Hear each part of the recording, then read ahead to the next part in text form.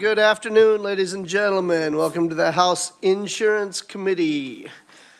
Today we got some stuff to do. It's not going to be all that bad, I don't think. However, first off, I would call your attention to the meeting minutes from February 5th and February 7th, and I would entertain a motion to approve.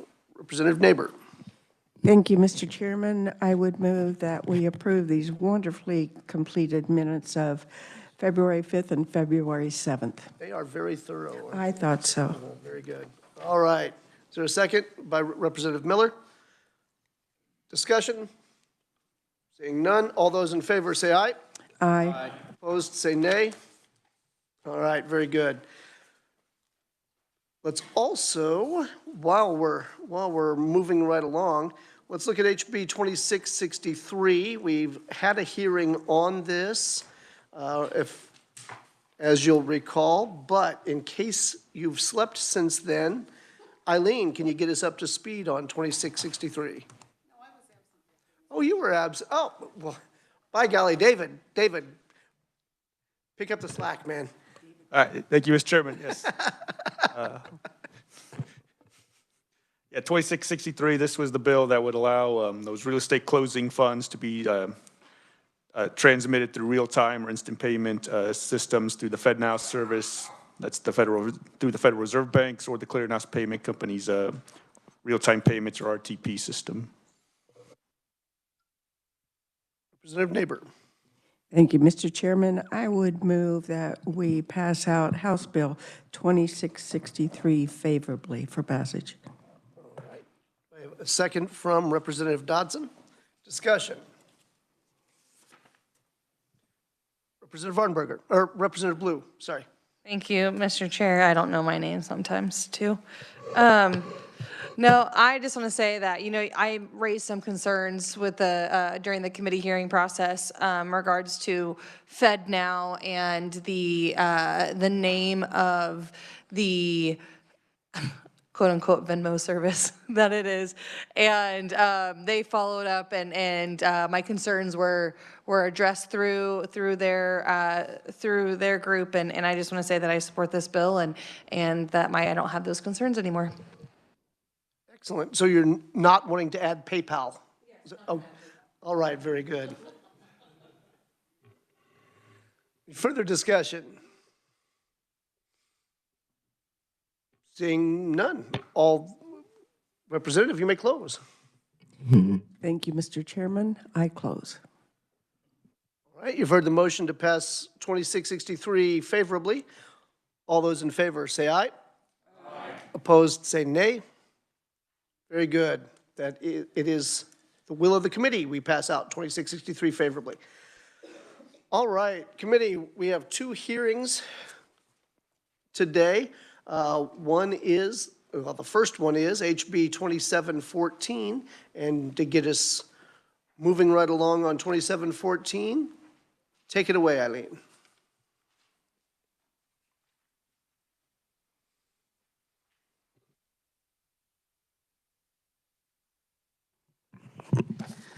Thank you, Mr. Chair. Good afternoon, committee. House Bill 15 or 14? I thought we were going in numerical order. Well, I have both of them listed, and so I thought May I go with 14 first? Since it's the... I would prefer 2714. Did you? I thought you said 15 coming up. I could be dyslexic when I'm hearing or just generally confused. I beg your pardon, but House Bill 2714 reduces the number of appointed board members on certain insurance-related governing boards and the frequency of meetings of the Committee on Surety Bonds and Insurance. And this bill would grant the Commissioner of Insurance authorization to decrease the number of appointed board members on certain boards that fall under the Commissioner's appointing authority. For each of the boards listed below, the currently appointed and serving board members would finish their terms on December 31st of this year, regardless of when each board member's term was projected to end. statutorily. The commissioner would then appoint a new board with members each having terms of 3 years. And in appointing each of the respective board members, the commissioner would be required to consider if foreign and domestic insurers are fairly represented on each board.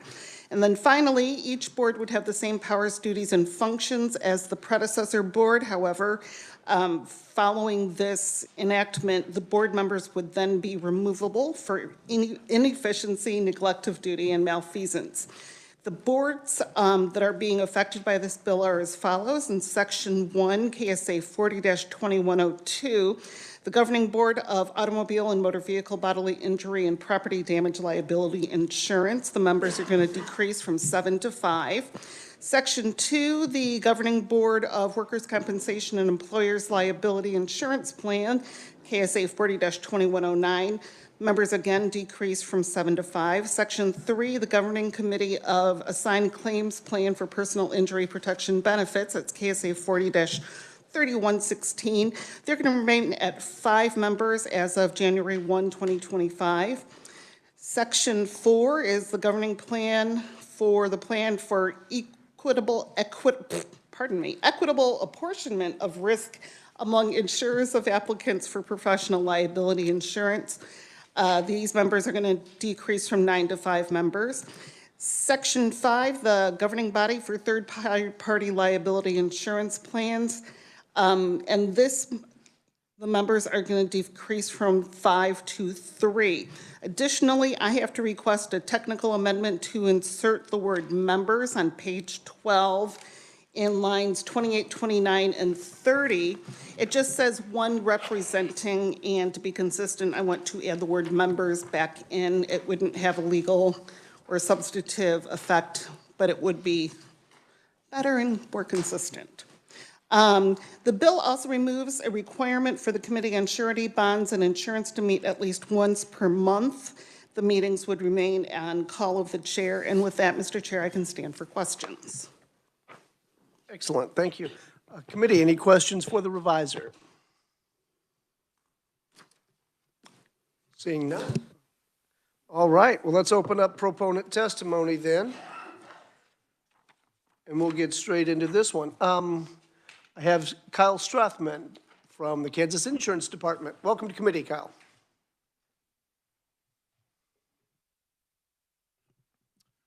All right, thank you, Mr. Chairman. Thank you, members of the committee. My name is Kyle Strathman. I am the Public Affairs Manager at the Kansas Insurance Department, and I apologize in advance if I lose my voice today. I did a lot of yelling at the TV last night, so bear with me and go Chiefs.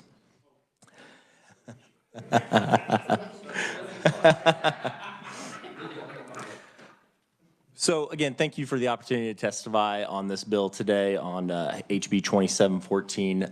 Eileen gave a great description, I think, of what this bill does and sort of the boards affected. So I'll kind of forego doing a rehash of that and sort of jump into sort of what the department's intent behind this bill is and what we're trying to accomplish. This bill really has 2 parts. As Eileen mentioned, there's the surety bond insurance committee, removing that meeting requirement, and then the second part, which is the reduction of members on these boards. I'll start with the surety bond piece first. That surety bond insurance committee, that's a state committee that's made up of 4 members. It includes obviously the insurance department as chair, or the commissioner rather, the attorney general's office, the treasurer's office, and then the department administration. That committee oversees, they handle procurements of insurance for the state, for all state property, to sort of ensure uniformity across the board when negotiating rates, and as well as the surety issues for the state. They currently, as statute stands, are slated to meet, I believe, the second Monday of every month. This bill would remove that requirement and would leave, as Eileen mentioned, those meetings have the ability to be called on call of the chair. The reason the department is seeking this is, I'll just give you an example. They met today. I'm told one of the only items on their agenda was the discussion of this bill.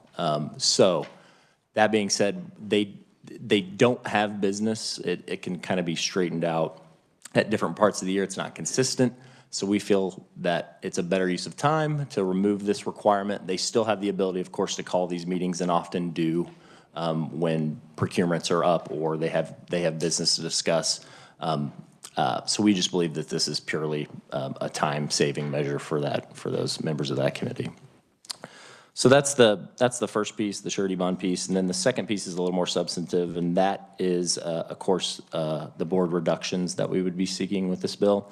So of all the boards that we're talking about today, all four, those are all boards that the commissioner appoints directly to. She's the only appointing authority on these boards. So we're not talking about any other board where she might appoint to, but there might be another appointer to that. This is solely within our lane.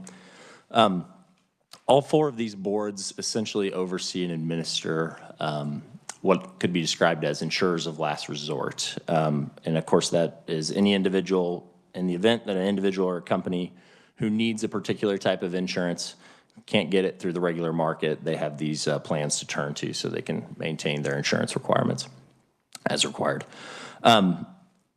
Last year, well, let me back up. What we're really seeking to accomplish with this bill is cost savings. The department feels that by reducing these members, you're going to see an immediate reduction in cost because the way the plans work, or essentially where these boards work, while board members are not directly compensated, they do incur expenses throughout their board, the adherence of their duties, whether that be a travel expense, whether that be a lodging expense, something along those nature. So by reducing, obviously, the members, we anticipate that you're going to see savings, the boards, and the plans themselves refund those expenses for the members. So they're not directly compensated, but the plan itself does pay for those expenses. Just to give an example, last year, the department was involved in overhauling the operations of the Kansas automobile insurance plan and the automobile assigned claims board. The result of that overhaul was the transfer of the administration of those plans to a third-party administrator, which is by the name of APSA. They handle residual market plans in about 30 different states. We anticipate that reduction in the savings there alone by that transfer is going to result in a savings of about $300,000 minimum annually for those plans. So we give that example because we think this is probably the tip of the spear here, but we anticipate similar types of savings by reducing this board membership. The other part that this bill kind of helps us solve, or one of the problems that we have that this is intended to sort of rectify here. When we do have a vacancy, of course, the department reaches out to industry groups. We reach out to across the board insurers, et cetera, to try to fill these positions, these vacancies on the board. That's not always easy. And for number one, to find somebody who has the qualifications to serve on a particular board. And then number two, somebody who actually has the interest and the time and is willing to serve on that board. So that can be a tricky combination to sort of find. The department has that issue quite frequently. I think right now we're actually fortunate to only have 3 vacancies of the boards that we're talking about today. But just to sort of underline how difficult it can be, one of those has been vacant since 2020. And we also are sort of anticipating, as a lot of these appointments, most of them are 3-year terms, I believe. A lot of them are set to expire here or be up for reappointment in July.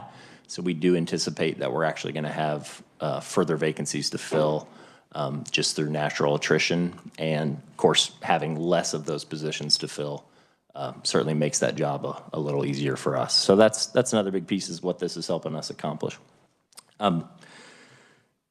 Another part that this bill adds that currently isn't in the existing statute is we are seeking to add some language that would allow for the removal of board members other than what currently only exists is their appointment being up and then them just not being reappointed. So like I said, there currently is no mechanism for that in the statute as it is now, and we think that it's a very reasonable approach to add the language that we're proposing with this bill, which is the inefficiency, neglect of duty, and malfeasance language that would allow the commissioner, of course, to then remove a board member for any of those reasons. In finding that language, we tried to strike a balance between, say, including you serve at the pleasure of the commissioner, which would certainly be more oversight than we're seeking in this, and striking something that's in the balance that actually lets us have a mechanism for removal in the case, of course, if, for example, you had a board member who, once appointed to this board, just stopped coming to meetings, and then that affected their ability to have a quorum, and then the board can't even do their business as a result of that. Obviously, you would never want to exercise this, or at least hope that that would never have to be, but currently, as it stands right now, there is no mechanism for that. And we just think this is a very reasonable accountability measure to add to the boards and for their members. So we are seeking that as well. That's a fairly big part of this as well. So bottom line, the department really believes that the functions of these boards can be carried out with less membership. And we believe that by making these reductions across the board on these boards, you are going to see a return of savings to the plans themselves by lowering, of course, the cost of doing business and for the insurers that obviously help fund these plans. So, the department, all of these boards do serve a very important role in the insurance marketplace. So the department, the department believes that if you choose to pass this bill, you're going to create efficiencies with those boards and the plans that they oversee. You're going to lower the cost of doing business. You're going to encourage active participation from board members who serve on those boards. And then again, add some increased accountability for the board members and their actions. So they can, of course, better serve Kansans, and then all while reducing the size of government at the same time. So, Mr. Chairman, I think that's all. That sort of concludes my formal remarks. And of course, I would thank you all again for allowing me the opportunity to testify today, and I will stand for any questions. All right, committee. This is the one and only proponent, so let's get right to work there. Representative Blue. Thank you, Mr. Chair. I'm just looking at your testimony and at the reviser's memorandum, and your testimony has reducing from 9 to 5, but in section 1 and 2, the reviser's memorandum says from 7 to 5. So my question is, which one should I go off of? And second, are there more members on these boards than are supposed to be accounted for? Well, thank you for the question, Representative. I might have to refer to Eileen on that particular section. I'm of mind that they are almost all of them, other than the underground storage tank liability board, are at 9 members, and we would be seeking to remove those to 5. The underground storage board has 5 members, and we would be seeking to reduce that to 3. Okay. We can obviously talk about that discrepancy, but it was my understanding they were all, that's what we're seeking with this. All right, Representative Dodson. Yes, thanks for coming today. I just wanted to ask a quick question. I have this written neutral testimony from Kansas Association of Property and Casualty. And the recommendation that they had was to reduce from 9 to 7, not 9 to 5. And I wanted to get your views on maybe how you reached the conclusion, whether it was workload, expertise. How does all that play into kind of finding what the right number is? Certainly, and thank you for the question. So in working with industry groups, we obviously did that before we drafted this bill. And one of the things that was expressed to us when we essentially said, we're interested in reducing these boards, almost every one of these boards have certain categories of members that have to serve, right? So there's insurers on one, there's independent agents, I believe, are a member on many of these, a member of the public. So you have all these different categories. One of the things that was communicated to us is that they really wanted to preserve essentially the ratio or the evenness of all those different categories. So when we look to do the reductions, there was stress that we wanted to keep those the same. So we would reduce all equally instead of either reducing an individual group's voice over the other. So we didn't want to pick necessarily winners and losers in that regard. We wanted to reduce it evenly. And if we were to go, some of these have more categories, and to take them down to 7, you wouldn't be able to maintain that evenness. You'd have to pick one or the other that would either retain a member at the loss of the other. So we felt that 5 let us do that categorically across the board, which is why we stuck with that. Appreciate it. All right, further questions? Representative Wagner. Thank you, Mr. Chairman. It's an interesting bill. I'm just wondering, I see this part about inefficiency, neglect of duty, and malfeasance. Don't you think that's kind of a dangerous principle to establish in Topeka, that people are removable for that? I mean, Sure, and I understand, the concern around that language, and if I could speak to sort of how we arrived at that choice. Again, we viewed it as sort of a spectrum, where if where we're at now is really no mechanism to remove, no accountability to remove. In the middle, somewhere is where, we feel like we arrived with this language, and then on the other end of too much is just at the drop of the hat, you can be removed from a board. There is precedent for that language. I'm not an attorney by any means, and our attorneys are really the ones that sort of looked at this and have developed precedent. There's precedent throughout other case law that those three terms have sort of always been used in this type of capacity. So we felt like by sticking with that, and in terms of not trying to define it necessarily in the bill or restricting it to, it's X, Y, Z, B, restricting ourselves and putting ourselves back in the same spot we are now, which is really having no mechanism to remove, we felt like this was the best balance for that. So that's why we chose that language. if I may follow up. No, in all seriousness, I guess my follow-up question is, so what is the procedure if somebody is removed? Like, how is it sort of, how quickly does the Commissioner of Insurance have to replace them? I mean, is that provided, or that's just sort of generally understood that it will happen in a certain fashion? Sure, so that there currently is no procedure for removal unless their term expires. So if their term is up, the commissioner can obviously choose to not reappoint that person at that time, but there is no other procedure for that. Once they're appointed, they serve out their terms. So there's really no procedure as it stands for that. One final follow-up. So if somebody is, inefficient and shows malfeasance some of them are specified, like they have to come from certain insurer groups or whatever. That's correct. The person who's removed, they'd have to replace that person with somebody from the same group, correct? That's correct. Representative Penn. Thank you, Mr. Chairman. And on the heels of that question, thank you for being here today, of course, Kyle. As I look at it, I see the inefficiency piece, maybe the procedure is, and you guys can flesh it out. Is it more that there's maybe counseling or something to annotate a pattern as far as inefficiency goes?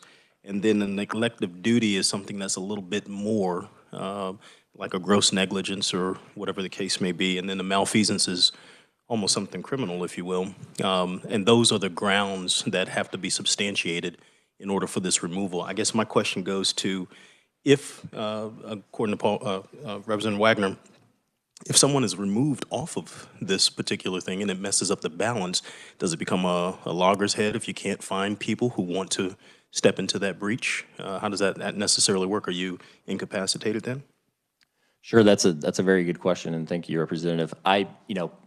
When considering this, the removal piece, obviously, it would be a last resort maneuver. I mean, we certainly wouldn't just wield this in some way to where, you would hope you would never have to use it. It's a good question. I mean, it's slightly hypothetical because there is no process for that. So I don't really know if I can answer necessarily how it would go because there is nothing. We don't really have a system set up for that. In terms of vacancies, I can tell you how that process goes. If we identify somebody that's interested in being on that board or have somebody, we do have a process for how they come to us. They have to file a letter of interest. They fill out an application. There's a process that goes with that part of it. So that I just wouldn't want to speculate on something that just we don't have. There's no precedent for it currently. Thank you, Mr. Chair. I tell you, I really like this because I think that you should always have the trust but verifying the accountability mechanisms inside of making sure that, number one, you have cost savings and efficiency for government. Smaller government is always better, and if you can actually make government work for the people, I'd definitely be in support of it. So I look forward to working this bill if we ever get to that point, sir. I just like the fact that it says malfeasance. All right, Representative Haskins. Thank you, Mr. Chair. Thank you for your testimony. I'm just, from a governance standpoint, I'm a little concerned. An underground storage tank liability board, you want to reduce it from 5 to 3. Well, if you have 3, you'll never have a quorum because a quorum is not 2. So I don't understand why you're moving 5 to 3 on that one. Can you give maybe a deeper explanation? You know, that's a great question. It was my understanding that that was not an issue with this particular one. If one person shows up, then it's like, okay, what do you think? I don't like it. Well, I do like it. Okay, now what do we do? Right. So they would still have the third vote, obviously. The third person doesn't show up? Sure, they would potentially have a quorum issue there. I mean, in seeking these, like I said, we tried to keep them categorical, and I want to come back to that because, and particularly with this one as well, we actually did have to, in order to achieve that reduction, actually remove a category with this one. The public members that currently would sit on that board have been removed.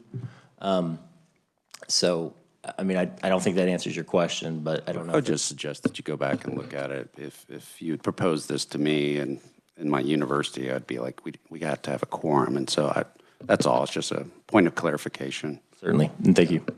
And this question, Mr. Chair, and this may be for the reviser, I'm hearing everything about reducing the numbers and more efficiency, but could someone walk me through, and maybe you did, on page 9, lines 16 to 34, we're taking out professional liability insurance covered by prior acts? I don't recall.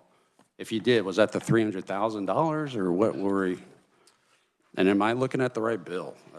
Yeah, so that's page 9, you said? So Yeah, page 9, 16 to 34. It's just all taken out, like we will no longer, such professional liability insurance policies shall have a limit of coverage and not exceeding $1 million per claim. What is this? yeah, so that's, I will have to defer to the revisers on this because that is not a change that we requested. I think it's my understanding that that was transitory language that no longer applies, but I have to refer to. Thank you, Mr. Chair. The answer to that question is on line 33, the provisions of the subsection shall expire on January 1, 2016. So it was obsolete language, and when that occurs in statute, we update the statute by striking it. Thank you so much. Thank you, Mr. Chair. Thank you. Of course. And to clarify Representative Blue's question, yes, the number was 9. I am an Asian person who can't math. That's why I'm an attorney, and that's why you should go with the department's representative's answer. All right. Further questions for the proponent? The lone proponent? All right, seeing none. Thank you for being here. I have no other proponents listed. So if anyone would like to speak as a proponent, this would be a wonderful time to do so. All right, seeing none, I will close proponent testimony. We do have, as has been referenced, one bit of neutral testimony that's written only, but I would call your attention to it and have you read it from Marley Carpenter, Kansas Association of Property and Casualty Insurance Companies. Is there anyone else present who would like to speak as a neutral testifier? Testifier? That sounds good, yeah. All right, seeing none, I'll close neutral testimony and open opponent testimony. I have no one listed. Is there anyone who would like to speak as an opponent to 2714? Seeing none, I'll close proponent or opponent testimony and also close the hearing on 2714. Let's turn our attentions to 2715 and Eileen, who's going to explain it to us clear as could be.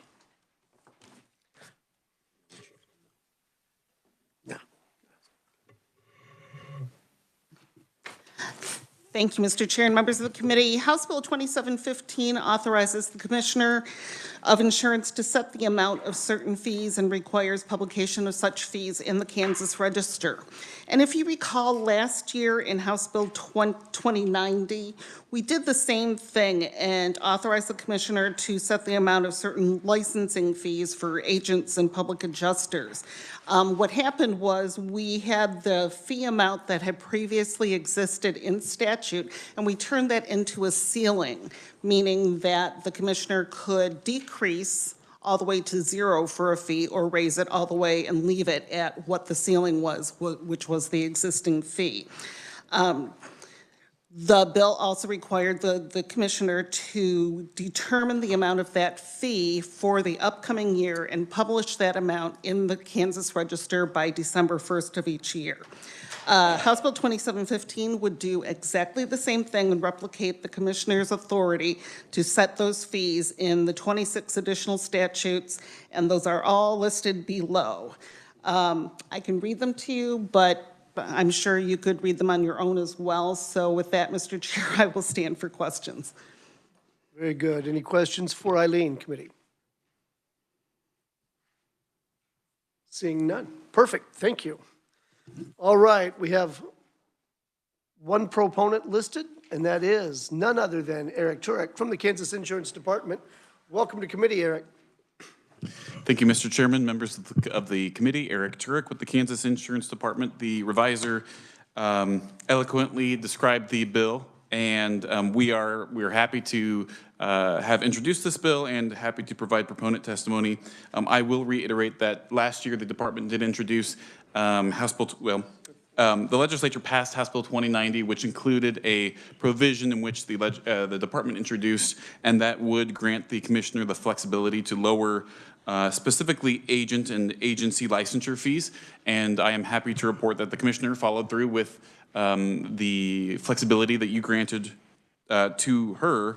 And we have lowered those fees to the tune of $1.2 million annually. And that's the expected savings or reduction in revenue that we will no longer receive this year.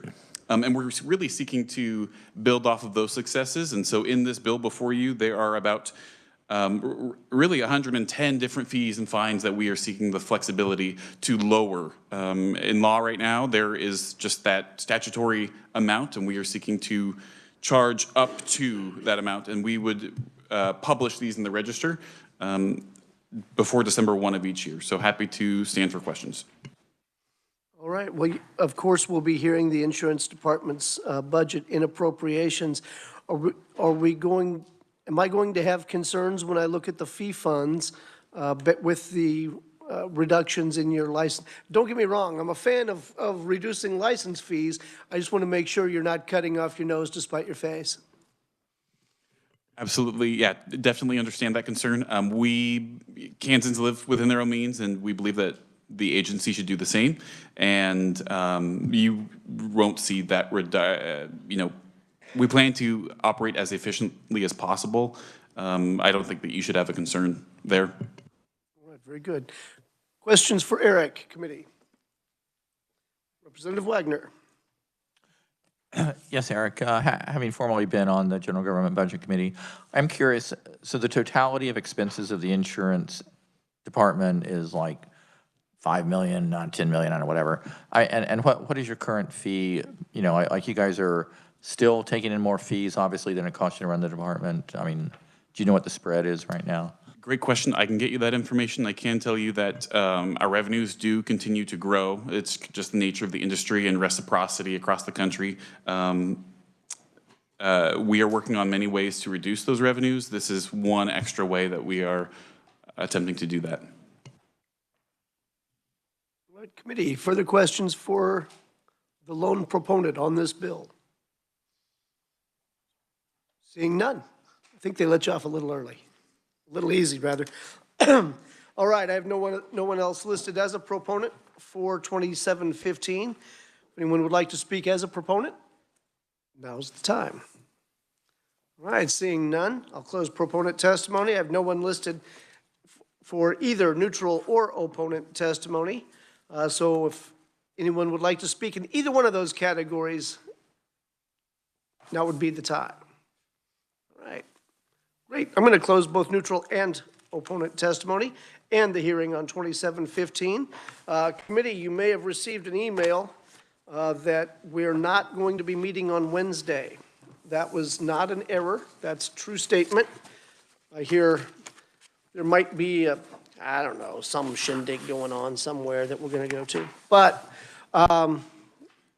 we will be back on Monday. The agenda from Wednesday has just been moved to Monday. There's also the possibility that we might hear and work one on the same day. I'm not a fan of that normally, but when the calendar gets compressed, sometimes it's necessary, but we'll only do that if everyone is nodding in agreement at the same time.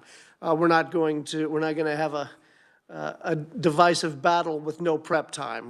That sounds like that does not sound like a good day. All right, until that time.